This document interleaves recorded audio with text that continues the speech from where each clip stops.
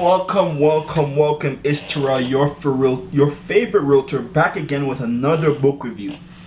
You already read the title. You already know what it is. It's one of the most famous books out there. 2 million copies sold. Let's just get right into it. All right.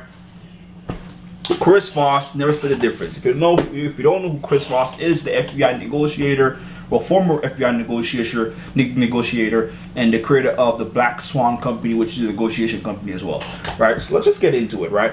Because this book shifted the way of thinking, right? Prior to this, he was using kind of old methodologies, which was taught in Harvard and all that stuff, but he goes down to the stuff that actually works nowadays, right? Focus on human psychology, how to lower resistance.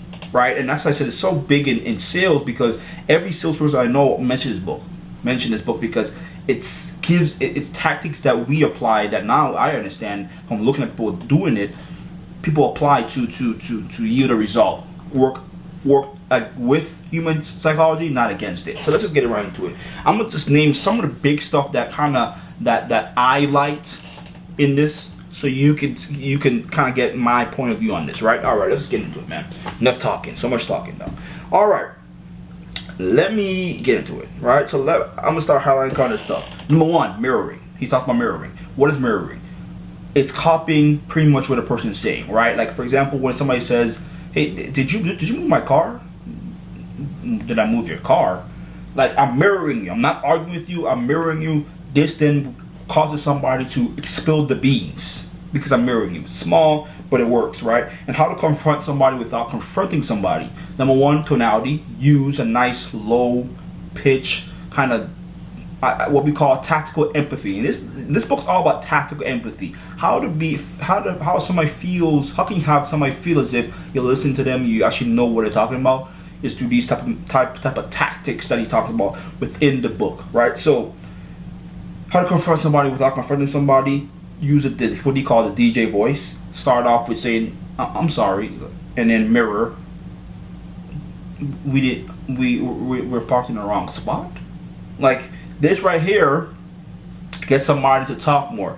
Gets you spilling the beans. That's one of the biggest ones. Number two, labeling. Labeling is huge in sales and obviously in negotiation, where you kind of label somebody. Start by saying like, well, obviously you're a smart guy. Like you're not gonna do anything unless it made sense. Am I right? Do you want to say yes? Because I already labeled you, right? It's very small, but it's very powerful. Labeling, if you know how to do it, is one of the strongest tactics. And he talks about it in this book right here, accusation audit, where what attorneys talk about, taking out the sting, right? So pretty much what that means is you pretty much name the thing, the elephant in the room. Obviously, you feel as if we're not working with you with this deal. However, what we're trying to do is blah blah blah. This right here takes the sting out, takes the elephant out of the room, so where now somebody feels comfortable, like, okay, he actually knows what I'm feeling. Very small, but like I said, it's huge because it shows that empathy, tactical empathy, right? Number four, no. Negotiation doesn't start until we get a no, right? People often run away from no's, right? They run away. I don't want to hear no. That's when you actually get the real answer, because a lot of times people get a yes, but there are three types of yeses that he highlights that we get. There's a counterfeit yes, which is really a fake yes. Yeah, that's fine, blah, blah, blah. When you know it's not really. Confirmation yes. And then a commitment yes, which is one of the yeses we're trying to get. We don't get the commitment yes until we get out the no's, because no's allow somebody to actually open up versus yeses. If somebody says yes just to congratulate you instead of congratulating themselves, that's not the yes we want. That's a counterfeit yes, right? They say like for example, trying to help somebody out, like, oh yeah, like what you should do is kind of like do this X, Y, and Z, blah blah. And they're like, oh yes, you're right? We feel good, but really it's not helping them. What we need is them to say yes for themselves. Like you be like, oh no, yeah, you want them to leave the conversation saying yes for themselves. And how you do that is it's playing toward the psychology, where it's like, do you feel this to be the answer for you? Yeah, I guess. Well, why is that? Oh well, I guess the reason why I feel that way is because blah blah blah. So now they're saying yes, but now they're owning the yes. Not just saying yes, you're right. They're saying yes, that's right for me because X, Y, and Z. It's small, but it makes a huge difference, right? get them to say that's right, not you're right. That goes back to what I was saying, where somebody just say in an argument they're like, oh, do you not feel blah blah blah? Yeah, that's right, that's right, that's right. If somebody says that's right to you, they're not really saying that right, right? I mean, so somebody say that's you're right. Sorry, that's not them actually committing to what you're saying, because you want them to say that's right, not you're right. And how do you get them saying that's right is by mirroring what they're saying. So I guess you feel as if we're not being fair within our offer. Yeah, that's right. That's correct. That people out there watching gets people to get closer to you, express more, and so the power of getting them to say that's right instead of you're right is huge, right? Win-win strategy is one of the worst strategies out there. I'm gonna say it again. Win-win strategy is one of the worst strategies in negotiation out there, which is so, I guess you would say counterintuitive, but it's like what we've learned in our basic negotiation class, right? We all trying to get a win-win. What's 50-50? What's fair? But to use the example where a husband is trying to get shoes for his suit, right? He wants to wear the black shoes with the suit. His wife says he should wear the brown one, and then what he ends up doing is what? 50-50 wears black and brown, which is the worst out of the three options that he has, right? So he highlights that having the 50-50 is one of the worst things you can do, right? Which is an interesting concept. He talks more about it, but I think you guys should look into that, right? So the use of the F word. Fair is one of the most powerful words in the dictionary, right? And fair, depending on how it's used, it can work against you too as well, right? So, for example, like an NBA, like for example, when the NBA was trying to give contracts out for whatever reason, they're saying like we're giving them pretty much a fair offer, right? Usually when somebody says that, you're like, well, it implies that we're doing our best here. Now the retort to that, if you want to go at that, is like, okay, well, fair, mirroring, fair.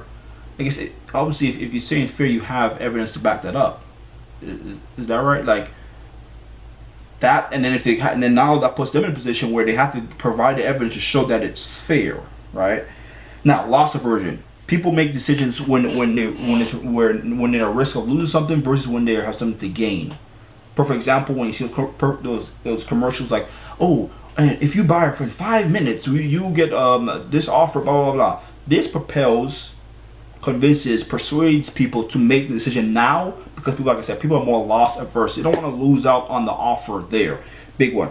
Use odd numbers. This is what we talked about. When you talk to somebody, negotiating with somebody, use odd numbers. It shows that you've done the math, you've done the homework, versus just using a generic $1,500. Oh yeah, $1,500 is what we can do. If you say like, hey, look, I apologize here, I respect your offer here, Sean, but the most that we can do is $1,452.50 is what we can do. Now it seems small. I'm telling you, it seems like, oh, that's because it's such an odd number. It shows that my number is based off of math. I've done the homework. It's small, but it's big, right? Number 10. All right, now we're going through them, right? Number 10, one of the big ones, calibrated questions, aka open-ended questions. These are very, very powerful in sales and in negotiation. So, what's an open-ended question? It's who, what, when, and where questions. Where instead of saying like, did you like that? I guess you ask, I guess what about this did you like? Did you like that? Is yes, no. What did you like about this, if anything? Oh, blah blah blah blah, da da da da. They get to begin to open up with you. Very, very, very powerful. And then he also talks about why questions, how they're very risky. They're accusatory.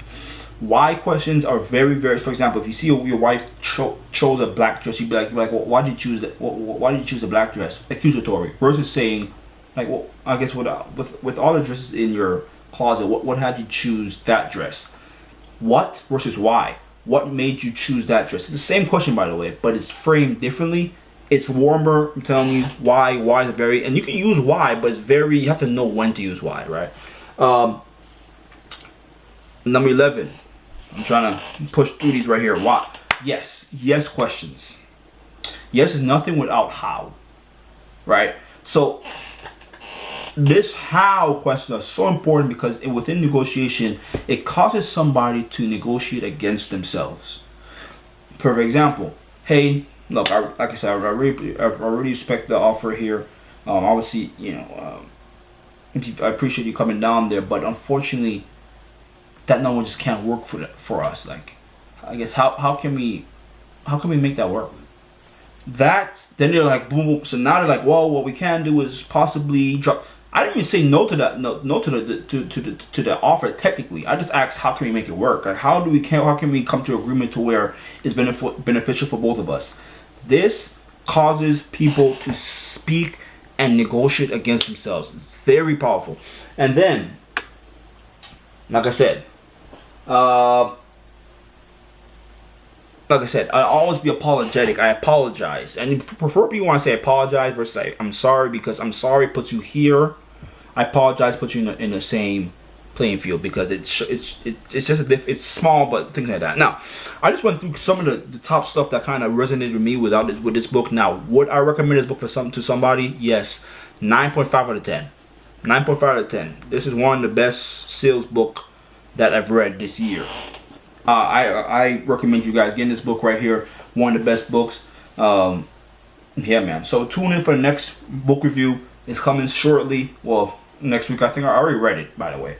I don't want to spoil the beans, but tune in next week. So comment, like, subscribe. I appreciate you guys for tuning in. Peace. I'm out.